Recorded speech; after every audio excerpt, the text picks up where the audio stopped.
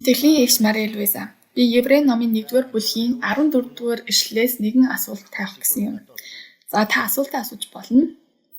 Тэд бүгдээрээ авралыг өвлөгчдийн төлөөх үүшлэл илгээгдсэн үүшиг сүнсүүд биш үү гэсэн байна. Авралын өвлөгчүүд болохоор эзний сүм гэдгийг би ойлгож байна. Гэвч миний ойлгохгүй байгаа зүйл нь эдгээр илгээгдсэн үүшлэг сүнсүүд гэж юу хэлж байгаа юм бэ? Энэ бол тэнгэр элч нар юм.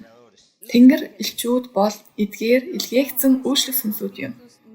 Бурхан тэднээр дамжуулж хүүхдүүдтэй эсвэл сүмдээ сайн үйлс хийдэг. Эзэн бидэнд үйлчлэхийн тулд тэнгэр элчүүдийг ихэвчлэн ашигладаг.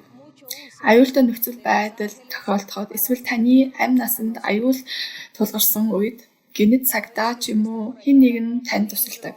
Энэ бол эзний илгээсэн нэгэн тэнгэр элч юм. Эсвэл та эмнэлэгт үхлийн ирмэг дээр байх үед осолд орсон байх үед ч магадгүй бурхан танд нэгэн тэнгэр элчийг илгээж тэр эмч рүү аль эсвэл тэр сувлагч руу орж бүх зүйл сайнаар болдог. Бурхан хүүхдүүдтэй туслахын тулд тэнгэр элчүүдийг ашигладаг. Гэхдээ бид залбирахдаа бурханд хандахдаа эзэн минь ээ үүнийг эсвэл түүнийг бидэнд хийхийн тулд та нэгэн тэнгэр элчийг илгээгэж гэж бид бурханд хэлдэггүй. Харин бид эзэн минь намайг хамгаалаач, намайг ивээгэж гэж хэлдэг. Тэгэхэд тэр үүнийг шууд хийх үү эсвэл намайг хамгаалах эсвэл надад туслах нэгэн тэнгэр элчийг илгээх үү гэдгээ өөрөө мэддэг. Тийм болохоор бид тэнгэр элч нарыг шүтэж ямар нэгэн тэнгэр элчийн нэрийг дуудана. Намайг хамгаалаач, надад туслаач гэж тэгж хэлж болохгүй. Харин бид үргэлж бурхан руу шууд ханддаг. Тэгэхэд бурхан итгэгчдээ туслахын тулд үйлчлэгч нартаа өөрөөр хэлбэл тэнгэр элч нарт тушаал өгдөг.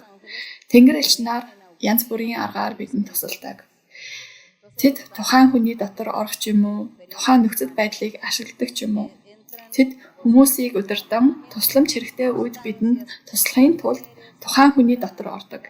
Гэхдээ бид бурханы өмнө үүнийг хүртэх эрхтэй байх ёстой юм. Ингэснээр тэр биднийг хамгаалж ивэж мөн бидэнд тусламж хэрэгтэй үед тусалдаг. Тэр үүнд тэнгэр элчүүдийг ашигладаг. Тэнгэр элч нарт мөрөгдөг тэднийг шашин шүтлгүүдээ болгосон шашин шүтлгүүч байдаг. Тэд тэнгэр элч нарт тус бүрт зориулсан залбиртайч байх нь бий. Гэвч бурхан бидэнд ингэж заагаагүй.